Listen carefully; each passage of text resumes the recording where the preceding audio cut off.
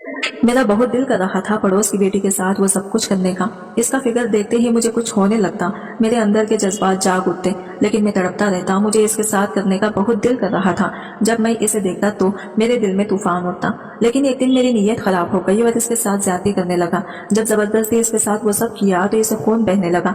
मैं डर ही गया था कि इसे अचानक क्या हो गया है, लेकिन फिर से इसके साथ किया तो मेरी चीखें निकल गई, क्योंकि इस लड़की में तो मेरा दिल बहुत कर रहा था, क्योंकि मैं पड़ोसी की जवान बेटी के साथ ज्यादती की थी। मुझे डर था कि वो किसी को बोल ना दे, पर कुछ देर बाद ही मालूम हो वो छत से गिरकर मर गई है।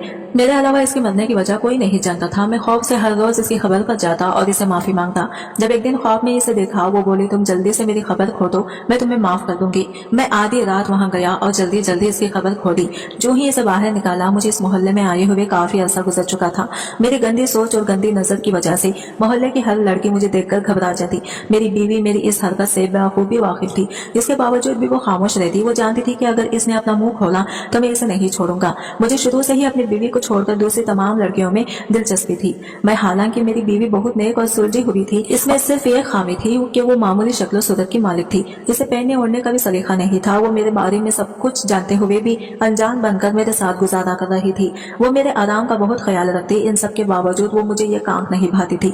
मैं इस पर बहुत जुल्म करता, वो मेरा हर जुल्म खामोशी से सह लेती। मेरी शादी को 6 साल गुजर चुके थे। इतना अरसा गुजर जाने के बाद भी मेरी बीवी के यहाँ औलाद न हुई तो मुझे अपनी बीवी से नफरत सी होने लगी थी। मैं अक्सर इसे बेऔलादी की ताने देता और कहता, तू बांझ औरत है, तुमसे मुझे औलाद कभी भी नहीं मिल सकती। मैं इस पर इस कदर जुल्म करता कि जुल्म की इंतहा कर देता। बदले में अगर वो कुछ बोलने लगती तो मैं इसे ये कहकर खामोश कर देता कि अगर तुमने मेरे सामने ज्यादा जबान खोली तो तुम्हें अपनी जिंदगी से फारिग कर दूंगा। इसलिए वो इस डर से कि मैं इसे अपनी जिंदगी से बेदखल न कर दूं, मेरा हर जुल्म सहती रहती।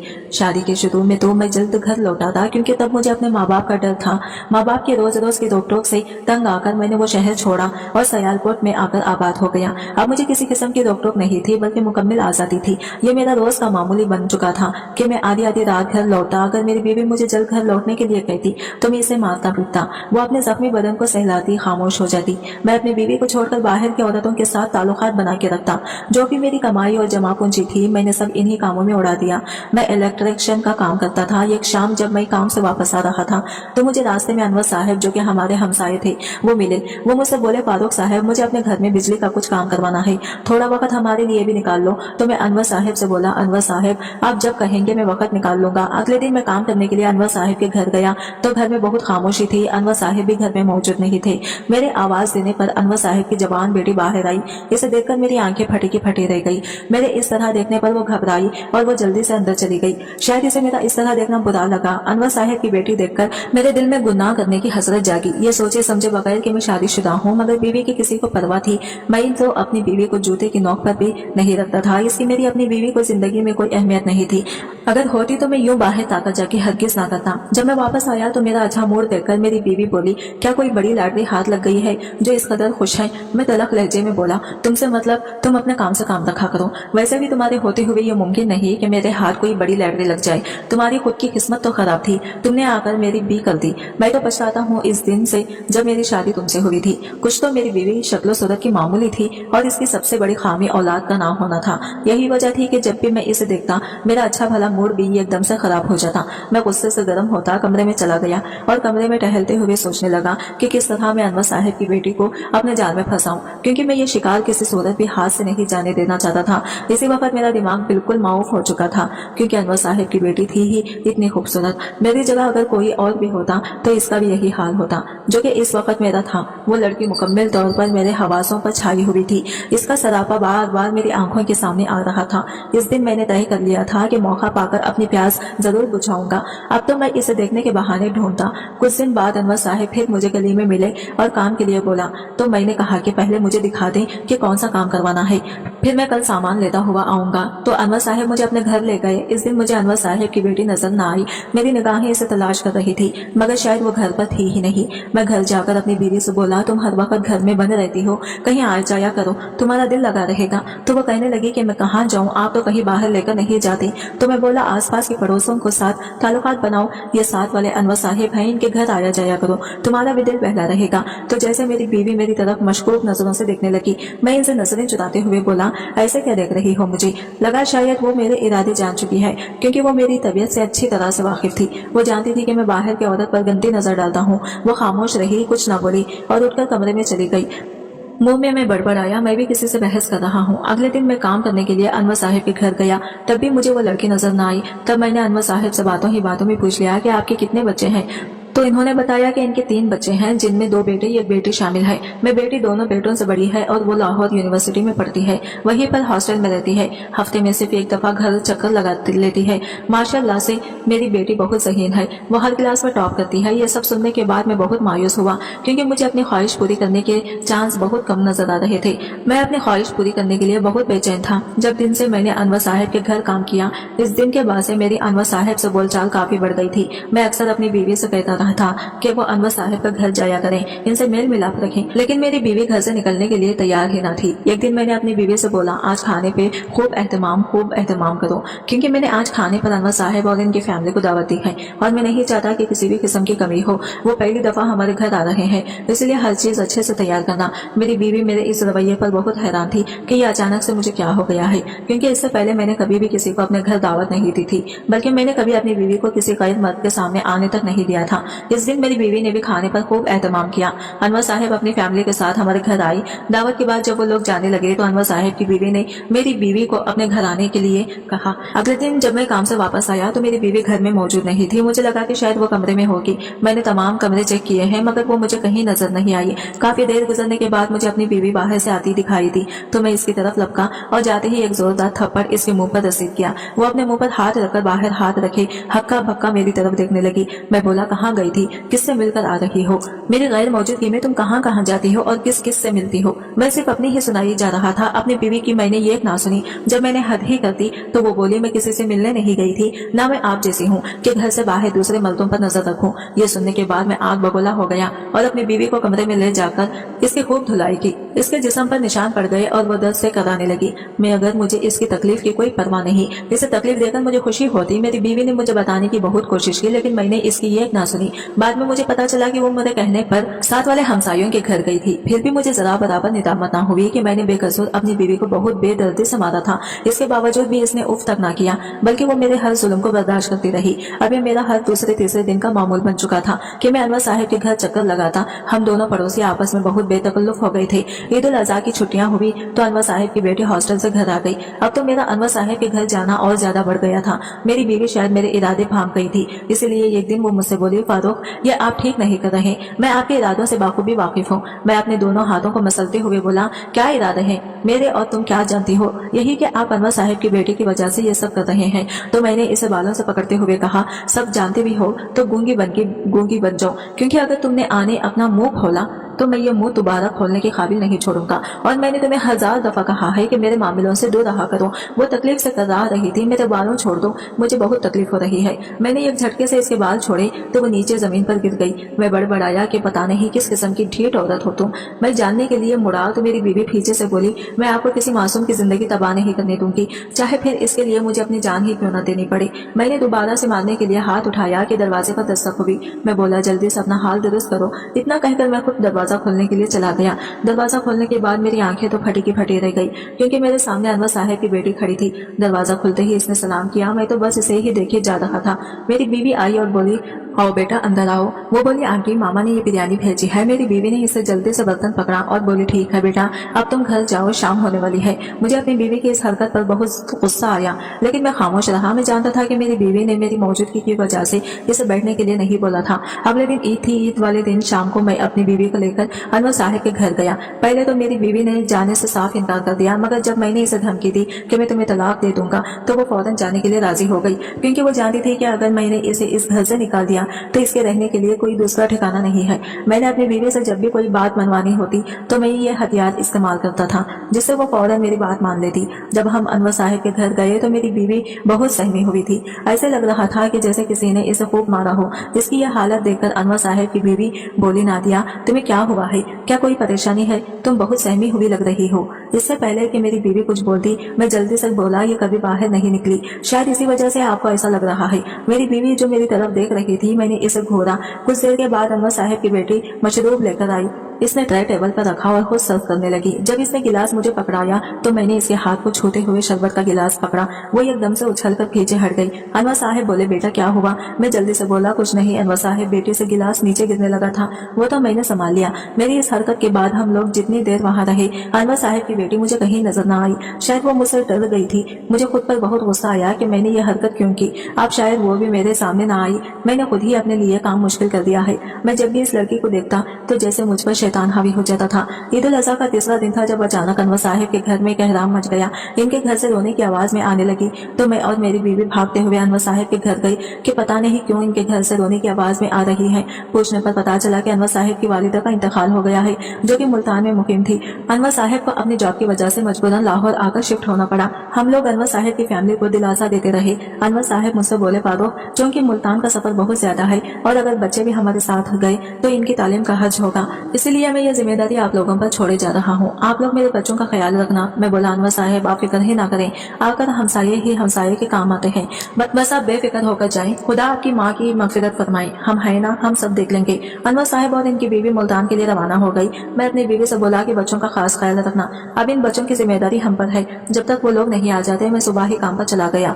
काम से वापसी पर मैंने सोचा क्यों ना अनवर साहब के घर का चक्कर लगा लिया जाए और इनके बच्चों के खैर मालूम कर ली जाए। आखिर को अनवर साहब अपने बच्चों की जिम्मेदारी हम पर छोड़कर गए हैं।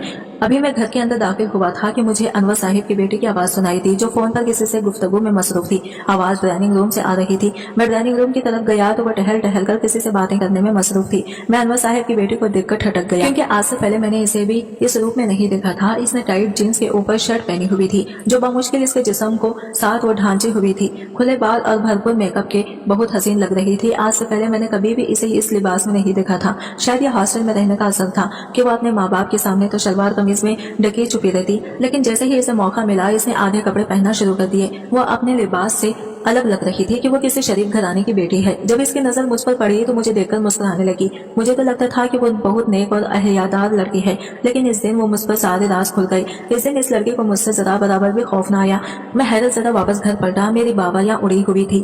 घर आकर मैं अपनी बीवी से बोला, वो अनवर साहब की बेटी इस कदर सादा नजर आती थी। ऐसा लगता था कि वो बहुत मासूम है, लेकिन वो जैसी नजर आती है वो वैसे बिल्कुल भी नहीं है, बल्कि वो बहुत आवारा किस्म की लड़की है। मैंने फोन पर इसे किसी से बात करते हुए सुना। शायद वो कोई लड़का था जिससे वो बात कर रही थी। तो मेरी बीवी बोली, आपको इससे क्या, वो किसी से भी बात करें, वो जाने और इसके माँ बाप जाने, हमें क्या। तो मैं बोला, अनवर साहब अपने बच्चों की जिम्मेदारी हम पर छोड़कर गए हैं। अनवर साहब को मुल्तान गए हुए एक हफ्ता गुजर चुका था। इस एक हफ्ते में मैं अनवर साहब की बेटी की हकीकत जान चुका था।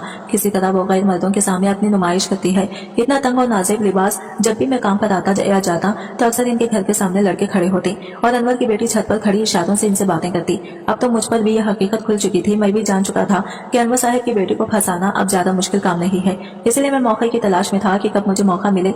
इतवार वाले दिन मुझे मालूम हुआ कि अनवर साहब और इनकी बीवी मुल्तान से वापस आ रहे हैं। तो मैं सोचने लगा कि इनके आने से पहले मुझे अपना काम करना होगा। मेरी बीवी की कजिन की शादी थी। अनवर साहब के बच्चों की वजह से मेरी बीवी मुझसे बोली, फारूक मेरा दिल नहीं मानता कि मैं इन बच्चों को छोड़कर शादी में जाऊं। मैं बोला, तुम पागल हो गई हो, ऐसे मौका रोज रोज थोड़ी आते हैं, और फिर उन्होंने तुम्हें इतने प्यार से बुलाया है, तुम्हें जरूर जाना चाहिए। तुम जल्दी से अपने कपड़े तैयार कर लो, मैं तुम्हें छोड़ आता हूँ। मैंने जबरदस्ती अपनी बीवी को शादी पर जाने के लिए आमदा किया, क्योंकि सिर्फ एक ही दिन रह गया था अनवर साहब लोगों के आने में। अपनी बीवी को छोड़कर आने के बाद बड़े इत्मीनान से प्लान बनाने लगा कि किस तरह अनवर की बेटी को अपने जाल में फंसाऊं। अब मुझे किसी काम का खौफ और खतरा नहीं था, क्योंकि ना तो अनवर साहब लोग घर पर थे और ना ही मेरी बीवी। तो मैं बिला झिझक जो चाहता कर सकता था। रात के वक्त मैं अपने सहन में लेटा हुआ था और मौके की तलाश में था, क्योंकि अक्सर अनवर साहब की बेरात के छत पर आती और आधी आधी रात तक फोन पर बातें करती रहती थी। थी और बातें भी बहुत वाहियात बातें होती थी। मैंने कई दफा इसकी बातें सुनी तो मैं बहुत हैरान होता था कि इतनी सी लड़की और बातें देखो कैसे टाइप की करती है। लड़की के इंतजार में सारी रात गुजर चुकी थी। वो रात का आखिरी पहर था जब मुझे दीवार पर साया सा नजर आया तो मैं फौरन उठकर छत की सीढ़ियां अवरुद्ध करता हुआ छत पर चला गया। वो अपनी छत पर खड़ी फोन पर बात करने में इस कदर मशगूल थी कि इसे मेरी मौजूदगी का एहसास ही ना हुआ। मैं चूंकि अपनी छत पर था इसलिए दीवार फैलाकर अनवर साहिब की छत पर चला गया। वो एकदम से पीछे मुड़ी, मुझे देखते ही इसने फोन बंद कर दिया और बोली, अंकल आप इस वक्त क्या चाहिए? मैं बोला, मुझे इस वक्त चाहिए कि तलब हो रही है, लेकिन मसला यह है कि मुझे चाय बनाना नहीं आती। क्या तुम मेरे घर जाकर मेरे लिए चाय बना सकती हो? तो वो मुस्कुराते हुए बोली, जी जरूर। जब वो चाय बनाने के लिए दूध लेने गई तो मैंने जल्दी से दरवाजा बंद कर लिया। वो बोली, अंकल आप क्या कर रहे हैं? मैं बोला, वही जो तुम दूसरों के साथ करती हो। इसके मना करने के बावजूद भी मैंने इसकी इज्जत दावदार कर दी। वो बहुत बोझल कदम उठाती हुई अपने घर चली गई। ऐसा करने के बाद मुझे बहुत बेचैनी हो रही थी। मेरा दिल तो बहुत आ रहा था। मुझे डर था कि कहीं वो किसी को बोलना दे। सुबह का उजाला हर सौ फैल चुका था। अनवर साहब और इनकी बीवी सुबह 7 बजे पहुंच गई, मगर मैं इस डर से कहीं वो किसी को बोल ना दे इनके घर ना गया। कुछ देर बाद ही मालूम हुआ वो छत से गिरकर मर गई है। मेरे अलावा इसके मरने की वजह कोई नहीं जानता था। इस दिन मेरी बीवी भी शादी से वापस आ गई तो हम लोग इनके घर ताजियत के लिए गए। मुझ पर एक अजीब सी आप कपकपी तारी थी। खौफ के मारे मेरी टांगे कांप रही थी। मेरी बीवी मेरी ऐसी हालत के बारे में बहुत परेशान थी। अभी मेरा रोज का मामूल बन चुका था कि मैं खौफ से हर रोज इसकी खबर पर जाता और इसे माफी मांगता। एक दिन शाम के वक्त मैं इसकी खबर पर गया और रो रो कर इससे अपने किए की माफी मांगने लगा। जब मैं घर वापस आया तो मेरी हालत बहुत बुरी थी। मेरी बीवी के लाभ पूछने पर भी मैंने इसे कुछ न बताया, क्योंकि मैं हरगिज नहीं चाहता था कि मेरी बीवी मुझसे बदजिन है। मैं रात को सोने के लिए अपने बिस्तर पर लेटा। आधी रात का वक्त था जब मैंने इस लड़की को ख्वाब में देखा। वो बोली, तुम जल्दी से जाकर मेरी खबर खो दो, मैं तुम्हें माफ कर दूंगी। मैं आधी रात वहां गया और जल्दी जल्दी इसकी खबर खो दी। जो ही इसे बाहर निकाला मेरे तो रोंगटे खड़े हो गए। वहशत और खौफ के मारे मेरा जिस्म थर थर कांपने लगा। मैंने देखा कि इसके नाखून सब उंगलियों से जुदा थे। होंठ ऐसे थे जैसे उबलता हुआ पानी इन पर डाला गया हो और इसकी वजह से वो जलसा गए हो। इसके मुंह में से बिच्छू निकल रहे, मार रहे थे। ये सब देखने के बाद मेरी तो हिम्मत ही ना हो रही थी कि मैं मैयत को दोबारा खबर में उतारता। मैंने डरते डरते मैयत को दोबारा दफन कर दिया। मैयत को दफन करने के बाद मैं तेज तेज कदम उठाता हुआ घर की जानिब दौड़ा। खौफ के मारे मुझे तेज बुखार हो गया। मैंने अनवर साहब को अपने घर बुलाया और इसे बोला, अनवर साहब आपके बेटे बहुत बड़े आजाब में है, इसकी बख्शिश के लिए दुआ करें और दुआएं मगफिरत करवाएं। अनवर रोते हुए बोला, तुम्हें कैसे पता कि मेरी बेटी आजाब में है? तो मैंने इसे बताया कि तुम्हारी बेटी मुझे ख्वाब में मिली थी। अगले दिन ही अनवर साहब ने ढेर सारा खाना खैरात किया और अपनी बेटी के लिए दुआएं मगफिरत करवाई। इसी रात अनवर साहब की बेटी मेरे ख्वाब में आई और बोली, तुम्हारी वजह से मेरा अजाब कुछ कम हो गया है और मैं पहले से सुकून में हूँ, क्योंकि मेरे घर वालों ने मेरे लिए दुआएं मगफिरत करवाई, जिससे मेरा अजाब कम कर दिया गया है। यह अजाब मुझे इस वजह से हुआ क्योंकि मैं गैर मर्दों के सामने खुद की नुमाइश करती थी, बड़े बड़े नाखून और नेल पॉलिश लगाया करती थी, जिसकी वजह से यह अजाब मुझ पर नाजिल हुआ। मैं एकदम से उठ बैठा। पसीने से मेरे कपड़े भीग चुके थे। ऐसे था जैसे मुझे किसी ने पानी से नहलाया हो। मेरी बीवी जो मेरे पहलों में लेटी हुई थी मेरी ऐसी हालत से घर आ गई। वो मेरे माथे पर आई पसीने के बूंदों को साफ करते हुए बोली, फारूक आखिर बात क्या है? मैं देख रही हूँ कि आप कुछ दिनों से बहुत परेशान दिखाई दे रहे हैं। मैं अपनी बीवी के सामने हाथ जोड़ते हुए बोला, निदा मुझे माफ कर दो, मैंने तुम्हारी गैर मौजूदगी का नाजायज फायदा उठाते हुए अनवर साहब की बेटी की इज्जत दागदार कर दी।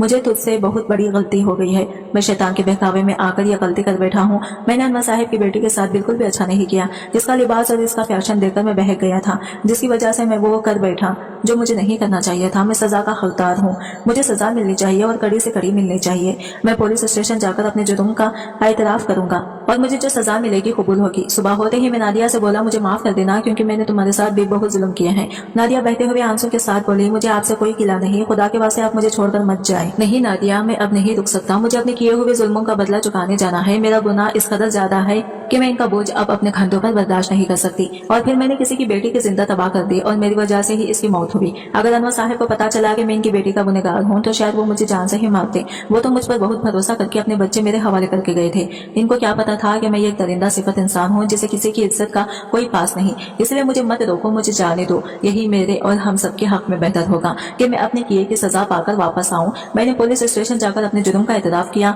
अदालत ने मुझे कड़ी से कड़ी सजा सुनाई जो मुझे बाखुशी कबूल थी। इस सजा से मेरे गुनाह कई गुना भारी थे। काफी अरसे जेल में गुजारने के बाद मैं वहां से एक अच्छा इंसान बनकर निकला। मैंने अपने तमाम गुनाहों से तौबा कर ली और अल्लाह से वादा किया कि अब मैं भी गुनाह का तरफ मायल नहीं होऊंगा, किसी की बेटी की जिंदगी तबाह नहीं करूंगा। आज मैं अपनी बीवी और अपनी बेटी के साथ जो कि मैंने अडॉप्ट की थी खुशहाल जिंदगी जी रहा हूँ और अल्लाह ताला का शुक्र अदा करता हूँ जिसने मुझे हिदायत देकर सीधे रास्ते पर चलने की तौफीक दी। मेरी बीवी ने भी मेरे पिछले तमाम जुल्म जो इनमें मैंने इसके साथ किए थे वो सब कुछ